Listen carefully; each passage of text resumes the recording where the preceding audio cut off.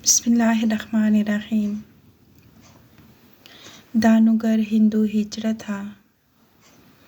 जब हिवस परस्तों ने उसके लिए खुदा की ज़मीन तंग कर दी तो उसने मंदिर में जाकर पनाह ली, मगर वहाँ भी वो महफूज ना रहा।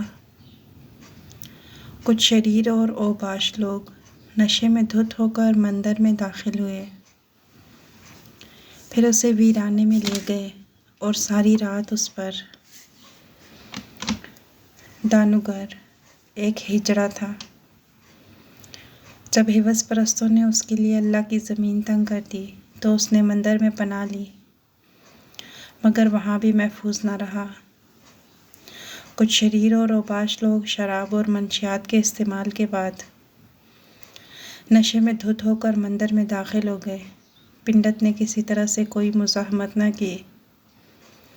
दानुगर को वहाँ से उठाकर वीराने में ले जाया गया और फिर सारी रात उस पर वो दरिंदगी ढाई जाती रही जो चाहकर भी लफ्ज़ों में बयान नहीं की जा सकती। जब ओबाश लोग अपनी हिवस मिटाकर चले गए तो कई घंटों तक वो बेसुध होकर वहीं पड़ा रहा, यहाँ तक कि किसी मुसलमान का गुज़र हुआ। उसने दानुगर को सहारा देकर उठाया, उसे पानी पिलाया।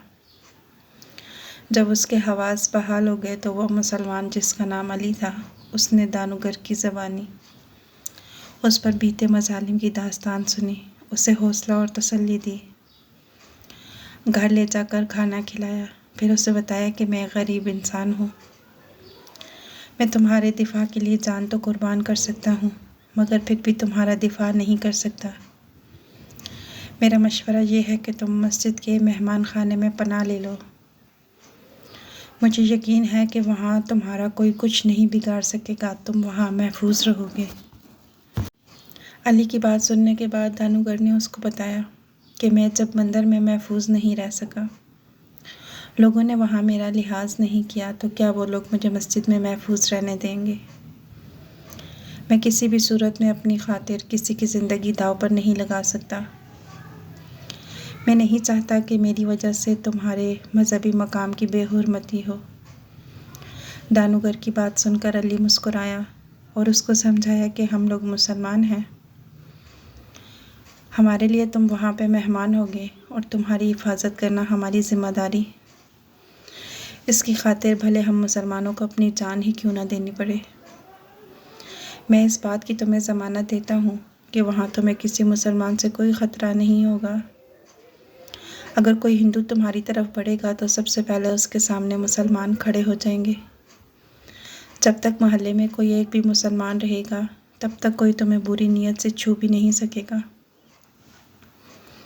अली की बात सुनकर वो मस्जिद में क़याम के लिए राज़ी तो हो गया, मगर फिर उसके दिल में सवाल उठा जो उसने अली से पूछा कि मैं गैर मुस्लिम हूँ, क्या मुझे मस्जिद में पनाह मिल जाएगी। तो अली ने उसे यकीन दहानी कराई कि हाँ ज़रूर तुमको मस्जिद के मेहमान खाने में पनाह मिल जाएगी, और फिर उसको बताया कि कैसे इस्लाम के शुरू में गैर मुस्लिमों के लिए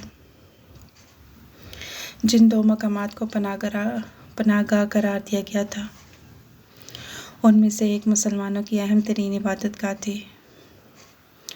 अली की हिम्मत और उम्मीद दिलाने के बाद वो मस्जिद में पनाह लेने के लिए राज़ी हो गया।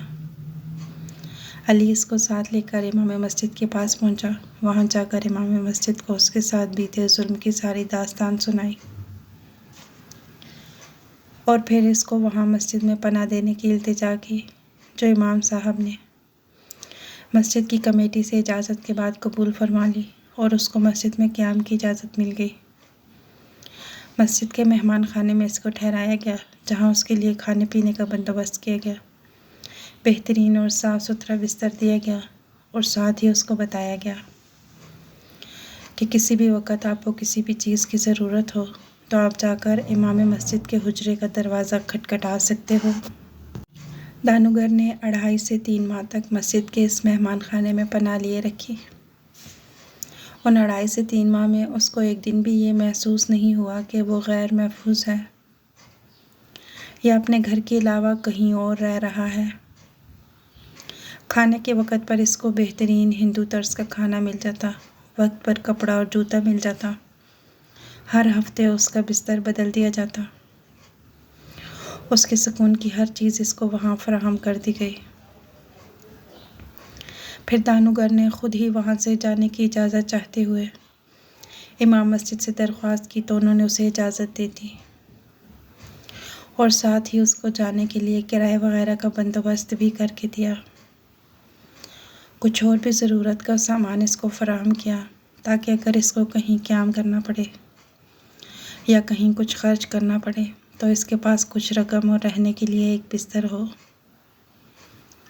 और साथ ही उसको बताया कि अगर कभी भी ज़िंदगी में ज़रूरत पड़े तो वो यहाँ आकर इसी मस्जिद के इसी मेहमान खाने में किसी भी वक़्त पनाह ले सकता है। जहाँ तक हो सकता है उसकी हिफाजत की जाएगी, उसको पनाह दी जाएगी और उसकी हर ज़रूरत का ख्याल रखा जाएगा। दानुगर मुसलमान और इस्लाम से शदीद मुतासिर हुआ था। उसने जाते हुए अपने गांव के एक साथी से ये भी जिक्र किया था कि वो कहीं पैसे कमाने के लिए जा रहा है। जब वो ढेर सारा पैसा जमा कर लेगा वापस आएगा और इस्लाम कबूल करेगा। मगर शायद उसे ये नहीं मालूम था कि नेकी और हिदायत जहाँ पे मिले वहीं ले लेनी चाहिए। उसके मुताल्लिक़ ये बिल्कुल भी नहीं सोचना चाहिए कि मैं फ़लाँ वक्त में जाकर ये नेकी कर लूँगा, क्योंकि ज़िंदगी का कोई भरोसा नहीं कब ख़त्म हो जाए। दानुगर के साथ भी बिल्कुल ऐसा ही हुआ था। यह सफ़र उसकी ज़िंदगी का आखिरी सफ़र साबित हुआ था। वो पैसा कमाने के लिए मुंबई आ रहा था तो रास्ते में ट्रैफिक हादसे का शिकार होकर मर गया। मरते वक़्त उसने आखिरी वसीयत की थी कि मेरी लाश मौलवी साहब को दी जाए। उसकी वसीयत के मुताबिक लाश दोबारा एक बार मस्जिद के मेहमान खाने में लाई गई थी, लेकिन मौलवी साहब चाहकर भी उसकी लाश को दफना नहीं सकते थे, क्योंकि कोई भी ऐसा गवाह नहीं था जिसके सामने उसने कलमा पढ़ा हो या इस्लाम कबूल कर लिया हो। इसके लिए मजबूरन उसकी लाश हिंदू पिंडत के हवाले कर दी गई, जहां उसकी हिंदू रस्म व रवाज के मुताबिक आखिरी रसूमात अदा कर दी गई थी। लेकिन दानुगर की मौत के बाद मौलवी साहब ने बहुत सारे लोगों को उसकी मौत का वाक़या सुनाया था और साथ ही उन सबको नसीहत की थी कि याद रखना, जब भी कोई नेकी का मौका हो उस नेकी को फ़ौरन कर लो। जब भी कहीं से हिदायत मिल रही हो तो हिदायत को फ़ौरन ले लो। कभी भी दानुगर की तरह ये ना सोचो कि मैं फ़लाँ वक्त में हिदायत पर आ जाऊंगा या फ़लाँ वक्त में इस्लाम को कबूल कर लूँगा या फ़लाँ वक्त में नेकी कर लूँगा, क्योंकि ज़िंदगी का कोई भरोसा नहीं। यह आपको कितनी मोहलत देती है और कब ख़त्म हो जाती है इसके बारे में किसी को कुछ मालूम नहीं। वीडियो पसंद आई हो तो लाइक करें, शेयर करें। मज़ीद ऐसी अच्छी वीडियोस के लिए चैनल को सब्सक्राइब करें। जज़ाकुमुल्लाहु खैरन कसीरा।